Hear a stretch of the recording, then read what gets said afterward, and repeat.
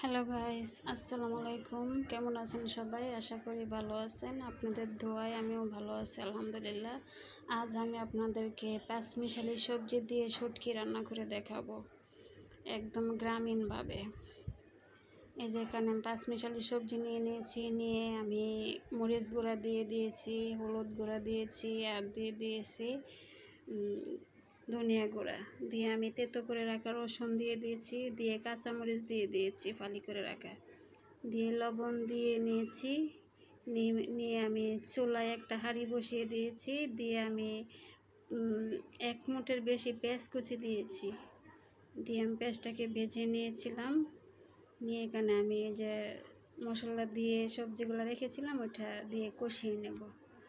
আমি সবজিগুলোকে ভালো করে নেড়ে ছেড়ে কষিয়ে নেব, ঢাকনা দিয়ে ঢেকে দেব।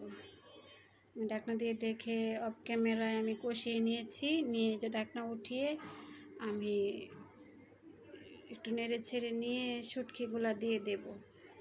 শুটকিগুলো দিয়ে আবার কষিয়ে নেব। আমি শুটকিগুলো আগে থেকে টেলে ধুয়ে ভালো করে ধুয়ে রেখেছিলাম। এখন সবজিটা একটু কষিয়ে আমি শুটকিগুলো দিয়ে দিয়েছি, কারণ শুটকিটাকে আমি আগের থেকে টেলে রেখেছিলাম।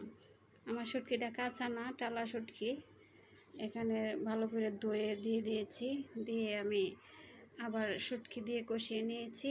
আমার শুটকি দিয়ে কষানো হয়ে গেছে। আমি অফ ক্যামেরায় 2 বার নেড়ে ছেড়ে দিয়েছিলাম।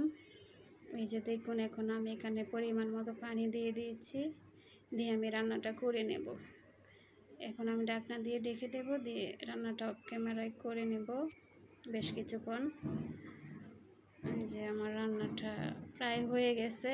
আমি রান্না করে নিয়েছি অফ ক্যামেরায়, এটা দেখাইনি, আপনারা বুঝে নেবেন যে আমার রান্নাটা হয়ে গেছে। আমার রান্নাটা যদি আপনাদের ভালো লেগে থাকে তাহলে আমার চ্যানেলটা সাবস্ক্রাইব করে শেয়ার দিয়ে পাশে থাকবেন। আমার চ্যানেলটা যদি ফেসবুক পেজ থেকে দেখে থাকেন তাহলে ফলো দিয়ে, শেয়ার দিয়ে, লাইক দিয়ে পাশে থাকবেন প্লিজ।